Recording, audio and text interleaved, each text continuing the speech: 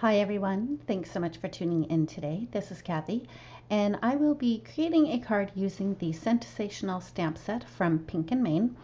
It has a bunch of super cute little skunks in it, as well as a bunch of little accessories like mushrooms and a snail and flowers and ladybugs.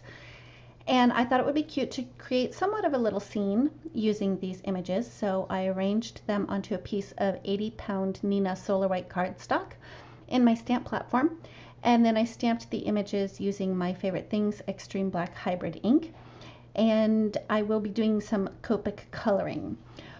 For this video, the only coloring that I'm going to actually show is how I colored in the skunk.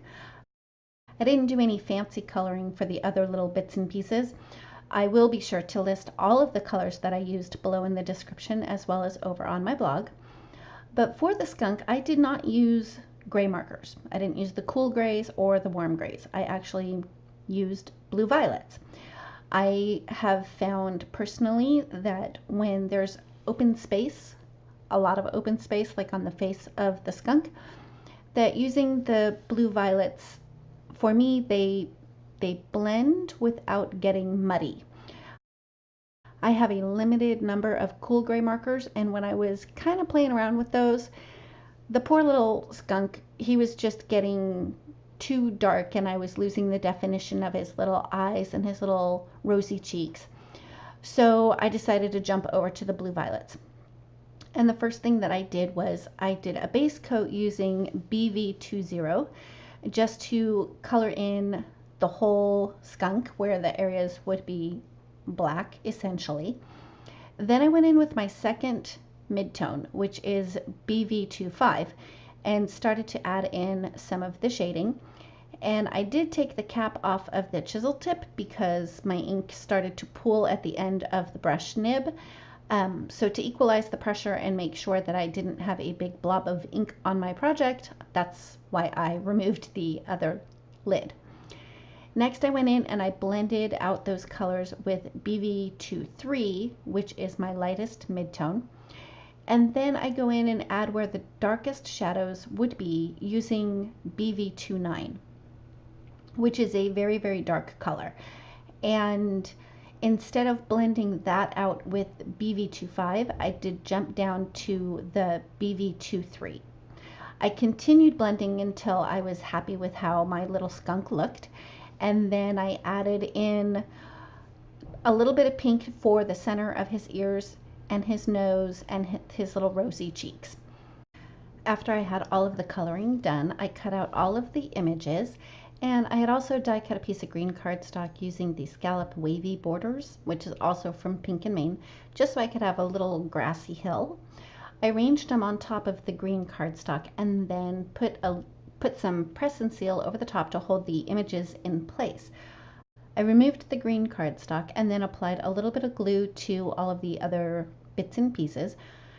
This makes it much easier because all I have to do now is place the green cardstock back on top of the stamped and colored images, and I don't have to try and remember how they were arranged or have stuff running all over my desk while I am trying to arrange them. So once I pressed the green cardstock into place, I carefully removed the press and seal, and the stamped images are where I had originally set them down. The next thing I did was I got a piece of white cardstock and placed the scene on top of that, and I decided to cut that out with a stitched rectangle die. And I wanted the stitching to go all the way around down the sides of the green grass as well. So I chose one that was just a smidgen smaller than the width of the green cardstock. Ran that through my die cut machine and then removed it from the die. And I did not adhere the stamped scene onto the white cardstock because I wanted to add a cloudy sky. So I was able to remove that very easily because there was no adhesive there. For the sky background, I actually started with My Favorite Things snow cone ink, and I used a makeup brush just to have a real light coat of color on the whole background on the white cardstock. And as I was starting to add in the clouds, I wasn't getting quite enough contrast. I wanted the blue sky to be a little bit brighter. So I changed over to Memento Summer Sky ink, and to get the clouds to be a little bit more noticeable, I also used a sponge instead of a makeup brush. Once I had all of the cloud stenciling done, it was time just to put the card together. I adhered the stamped and colored images onto the white rectangle, and I just adhered them flat with a tape runner. Then I added that to a piece of orange cardstock. Then I took a piece of yellow patterned paper from the Shades of Spring paper pack, also from Pink and Main, and cut that down to about 4 1/8 by 5 3/8, so it's just slightly smaller than a card front. I adhered that to the front of a top folding A2 sized note card, added some foam tape to the back of my stamped panel, and put it in the center of the card.